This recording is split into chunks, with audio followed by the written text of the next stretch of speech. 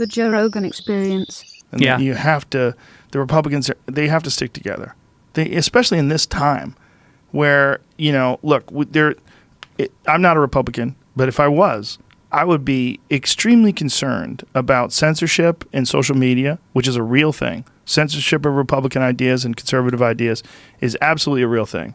And it's not just real, it's accepted as being the right thing to do by certain organizations. Mm-hmm. I mean, they've been caught on camera and hidden camera talking about the ways that you can silence conservative voices. Mm-hmm. This is not like when you look at social media platforms, they're essentially the best way to get ideas out there, right? It's even better than broadcast news. Because if you put something on Fox or CBS or whatever, how many people are really going to watch it? Is it 1,000? 1 million? I mean, how many people watch it? But if you have a clip that goes viral, that clip on YouTube or Twitter or on Facebook, wherever, that could get 30 million people, 40 million people, way fucking more than is ever going to watch you on television. And they've kind of accepted that on late night television. Like late night television has kind of accepted that what they're looking for is these clips, these moments, these clips that almost act as advertisements for the show. Yeah.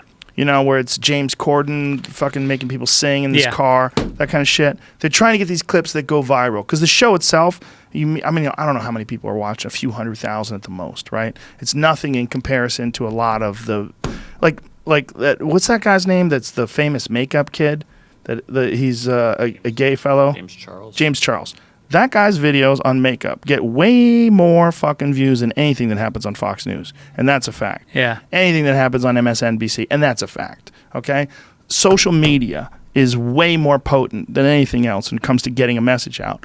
And for sure, conservatives are being discriminated against on social media by social media platforms. Well, and what's weird about it is that when you think about social media and coming out of Silicon Valley, which is famously left-wing, the election was really swung by the internet in Trump's favor. You know, whether or not you want to call them bots that were set up by Russia or whether or not it was just they were a well-organized campaign. They were really smart and very sharp about videos that they put out. Yes. They have a thing now where they put out a lot of memes that they encourage people to make memes about. Yes. They're all over. Democrats are so far behind the Republicans when it comes to using it. But you're right. I mean, if you ban certain people from Twitter and from YouTube, that's censorship. Yes, it is censorship. And even if you're not banning them from those platforms, if you're shadow banning them, if you're making it very difficult for people to find them, which is real, it's a real thing that they do. They the way you post, like if you have a post on social media, it doesn't just go up in chronological order anymore. Now it's affected by an algorithm.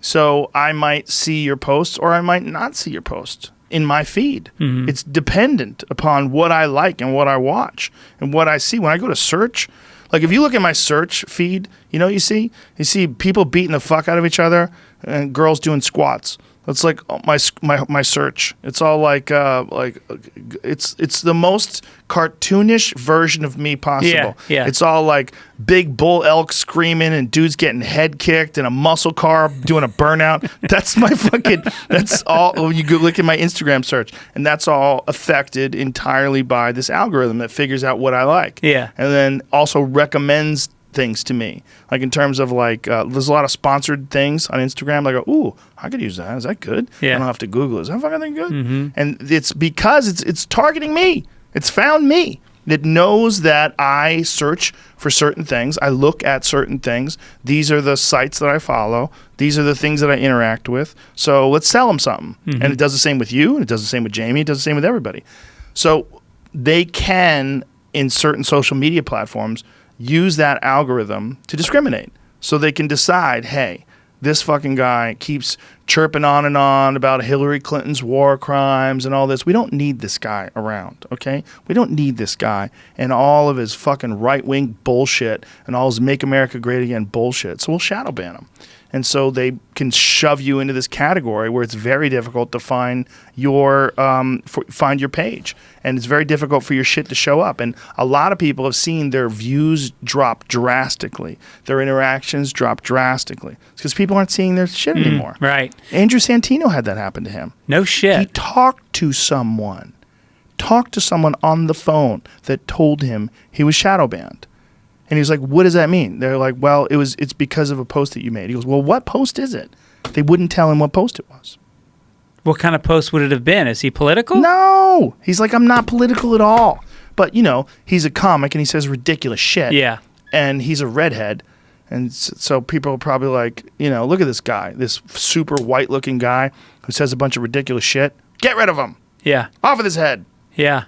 No, I had this guy, WeirdFella, I think is his handle on Twitter, and he used to say stupid shit. He was goofy, whatever. I would interact with him a little bit, and then he emailed me at my site to say that he got banned from Twitter.